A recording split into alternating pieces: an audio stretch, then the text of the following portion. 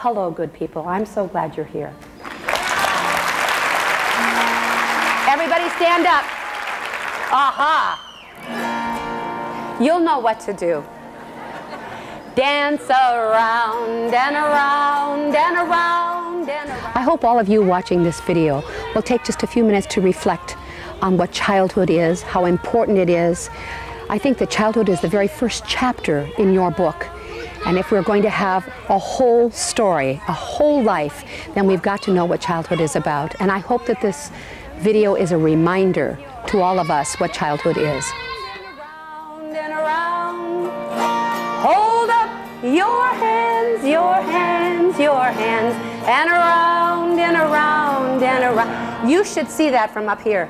One of my concerns about this video is that people might say, oh, that's the way you do it. I never think that there is any one perfect way to do anything. I'm a searcher. I'm always looking for new ways to do things. And just about the time that I think I have it all together, a child comes into my world that changes my mind. It's kind of like having a philosophy and then having experience change your mind. So I hope you'll take the video and use some really, really good ideas, but always trust yourself and also trust children. They know what they need to do. This is what he says to me. Now take big steps, big steps, big steps, and around and around and around. Now take big steps, big steps, big steps, and around and around and around. One of the things that you have to think about a lot is that most adults do truly have childhood amnesia, and it is our job in gentle but strong ways to teach people about kids. One of the things that somebody came up and talked to me before the workshop is, what about those people who keep saying, what about kindergarten, what about first grade, what about second grade? It's not your job to get kids ready for the next life. It is your job to be absolutely, totally appropriate where the child is. You have to pay attention to each child. It's really, really important that you know. And kids never fail because of a lack of intelligence. Kids fail, human beings fail, because they don't develop a sense of self. They don't have a core. One of the things they find in research is that kids who do the ABCs, who are pushed to do that, and the 1, 2, 3s and those kinds of things that are totally unimportant, that really have nothing to do with even reading. The ABCs have very little to do with reading. What happens to them is they may have this much of an advantage in kindergarten, but what happens by third grade, they feel very wobbly because they don't have a sense of self. That's why human beings fail. You got to pay attention to each kid, be sensitive. One of the things I like about the Quiet Song is it does do that. The basics. There are 3 basics for all human beings, but especially for children. The number 1 basic is wonder. Second one is discovery, and the third is experience. One of the most wonderful things that we do with kids here, amongst the 365 other things, is to just give them 50 pounds of flour and buckets of water. It's the most amazing thing in the world. People go, oh my gosh, what a mess. To a child, it's not a mess. What happens when you mix flour and water? What happens if you add more water? What happens when you need it? What happens if you add color? How does this thing grow? I mean, imagine adding yeast to that too. Wonder, the wanting to know everything on this planet. And I think we have to be very, very careful to keep that alive. If kids are going to be filled with wonder, one of the things they have to have is, as they grow, a lot of adults that will encourage them and be alongside of them, giving them the courage to go on. And I think adults need to be filled with wonder too. Oh my gosh! Oh my gosh! Oh, hello, doctor. Doctor, we need help. We need help. The second basic for me is discovery. And they kind of go hand in hand. But establishing environments where kids can discover things on their own. One of the things that I like to do is establish an environment where you put things out for kids and then they can discover it for themselves. Like I would generally not make a colored Play-Doh. I would put out white Play-Doh and have kids add the color to it. Add red and yellow and see the orange happen. We do a lot of things like soda and vinegar for kids. One of the things that we do with soda and vinegar is we put out lots, like gallons of vinegar and lots of sodas, so they can almost blow up the room, so they can see it on a big scale, the kind of discovery. Setting up an environment where kids can do that. What I would hope with the vinegar and soda is that a kid would go over and grab some paint and add color to it. Ah. When I set out in art, I pray that a kid will go over to the containers and get some extra, change it, add something, tape something else to it. I always, when I set up an art and that doesn't happen, I always go, oh, well, you know, maybe I didn't establish the environment quite right for this discovery. I always get concerned when kids don't take blocks and move them to a different area. In lots of places you see a block area. I'm concerned about those kinds of things for kids. I think blocks belong in every area of a school, in every area of a house. Blocks build differently outside. They topple over when the ground is uneven. That's engineering. That's construction. So, you know, I think that my concern is that kids need to move things a lot to discover how they work in a certain area. Changing things, adding things, pounding things, building. And then the last basic for me, and it's in every area of a child's life, is experience.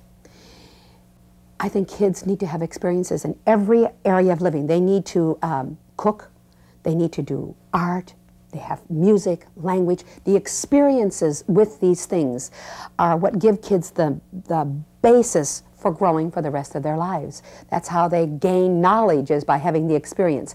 The other thing kids need to, I talk about 3 basics, but one of the things I think that kids need is also ample opportunity to reflect on all of these. You know, sometimes I think we get a little concerned about children just kind of sitting around and they appear not to be doing anything. But I think that kids need time to reflect. Creative curriculum, why is it important? Number one reason you want to do it is for esteem. If I had time, I would give you all the conditions for self-esteem. I'm going to give you a couple so that you can think about it. One of the number one conditions for self-esteem is uniqueness, understanding that you're different than anybody else on this planet in a very positive way. How are our kids going to feel like that? They've all got the same toys. They're all coming to the same centers, or kind of the same centers. There isn't a chance for a kid to be a child. Do you remember when you were a kid and you just stood outside and you just spun and spun and spun and spun, and nobody said, look at that weird kid? Because there was nobody around there to do that. Uniqueness, that you are really different. Nobody puts a stroke of crayon on a piece of paper like another child. Nobody puts colored pencil like another child. Nobody puts paint like another child. Nobody does that. It's really important that you think about that. Very often teachers and sometimes parents see children as a reflection on them, a reflection on what they think is important, what they have established, the environment that they've established, the curriculum that they've established. And I think that we have a hard time understanding that children are truly, each human being is unique. Along with looking at each human being's uniqueness, if you're paying attention, what's going to happen is you're going to find each human being's passion. And that's what we need to do. What I see so often is rarely does the passion of the child agree with what the parent wants. Something that parents and teachers are concerned about is self-esteem, helping kids feel better about themselves. And one of the traps that we fall into is saying, oh, you're wonderful. Oh, that's lovely. Oh, that's just great. That doesn't help anybody gain any sense of self because it doesn't say anything. Supposing I say to a child, oh, that's beautiful about their art. What if I don't say it the next time? What about the kid standing next to them? What does it mean? It doesn't mean anything. And especially if you say it to every kid, they soon figure out that, oh, well, that's just what she says to everybody. Oh, she loves everything I do. One of the really important conditions for self-esteem is risk. That you risk drawing on a blank piece of paper, that you risk putting a word on a piece of paper, that you risk climbing, that you risk an idea in a book, even if it isn't what the book is about. Risk is really, really important. I think people have a real trouble with that. They want to teach something and have a specific answer. And that's not the way you grow and learn in your own knowledge about yourself. The thing about risk, I want to tell you one more thing about risk, Michael. If I say that, then what I want usually shows up. Oh, Michael, I want that little book. I bet I put it over here because I needed it right away. The little book, the one with the risk in it. Come on, Mike. You find it. Oh, I got it.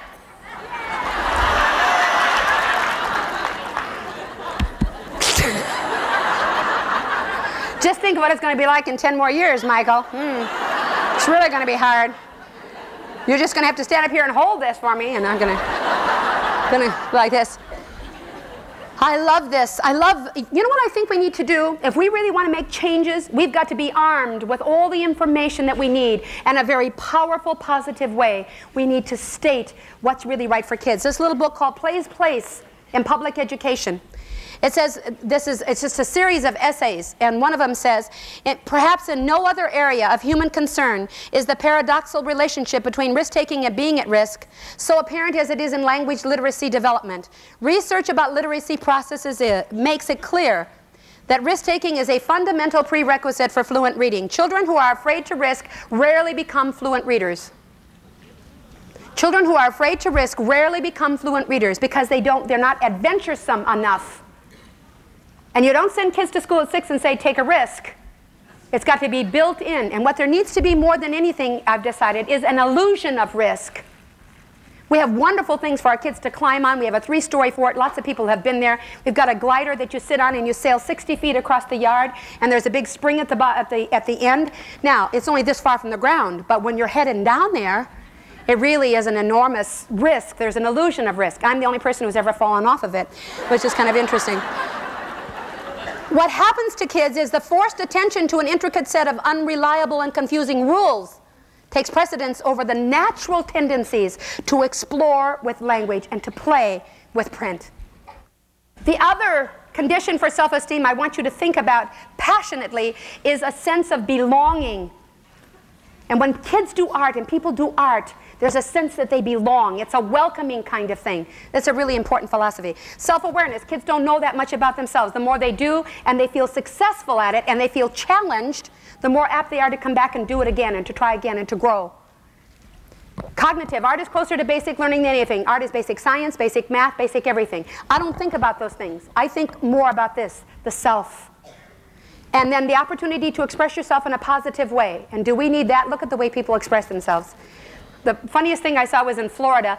There's a big sign, and I love the people in Florida. I do lots of work there, and they're wonderful people. But there's big signs that say there's a, I don't know, $1,000 fine or something like that for graffiti. And all the signs that have it are graffitied, which is really, you know, opportunities to express yourself in a different way. This is the most important thing, and if you can't see it, you need to hear it. Never make a model for the young child. There are no adult standards on children's work. One of the things I think about is people say, well, do you have a written curriculum? Yes, this is the plan, this is the curriculum. What curriculum is a plan for learning. What you have to understand is the child is the curriculum. You need to know what's appropriate at a certain age, what's important for kids at a certain age, how they learn at a particular developmental age. I plan 4 or 5 creative arts. Always art that the kid can be actively involved in, art that they're very comfortable with, art that they can change. I look at what books I'm going to read. What books am I going to read today? And I have a stack of them and I think about it. Never has to fit into a theme. It has to be a book that I think is going to be fun for the kids, that they're going to enjoy, that we perhaps can act out, where people can take different characters and we can act them out. I decide what kind of chants I'm going to do. You know, the beating on the legs of what, beating the words kind of into kids, allowing kids to change the words, to add to those kind of chants. What kind of songs am I going to sing? I always plan 2 or 3 different songs that I'm going to sing. Always songs where the minute I start singing a song, a kid says, I've got one, and they add action to the song, add a color to the song, add words to songs.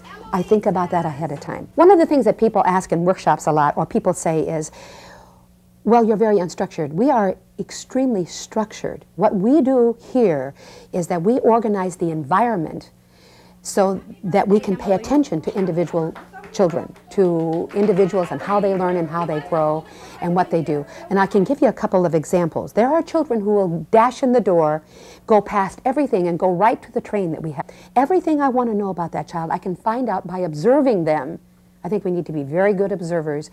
Observing them playing with the train. I watched a kid the other day, and these are the things that sometimes we test children on, and he said, the red car is pushing the blue car, and the blue car is pushing the green car, and they go back and forth, and now it's going over the bridge. Oh, there's no track under the bridge.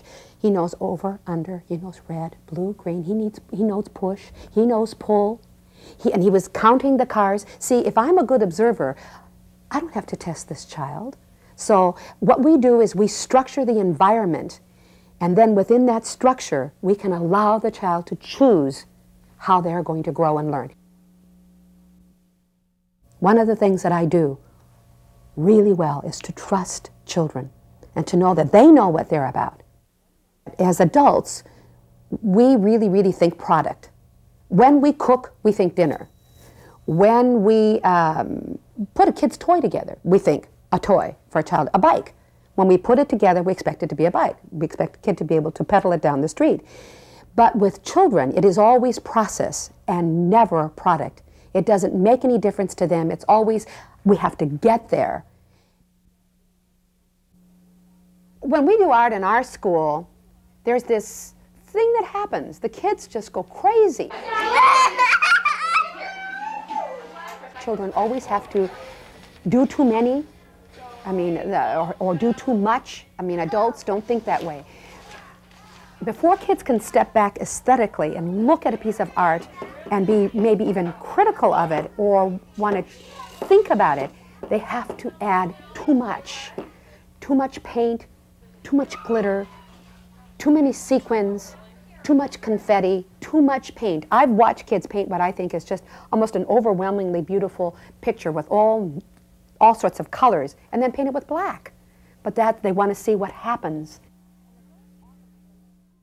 Now I'm going to give you this recipe, and I will tell you beyond a shadow of a doubt, this is the very best thing I have ever done in my entire life. Look at this. It's a giant breast implant. I use pipettes, those little wonderful things, and I give kids food coloring, and then they shoot it inside. Look at that. Oh, you guys, you have no idea. Whoa! And my kids just play and play and play, and of course, they get into it a great deal. They just absolutely love it. What it looks like kind of, when in the end, is little gummy bears, little pieces of gummy bear stuff. They play and play and play and play with it. It is the most magnificent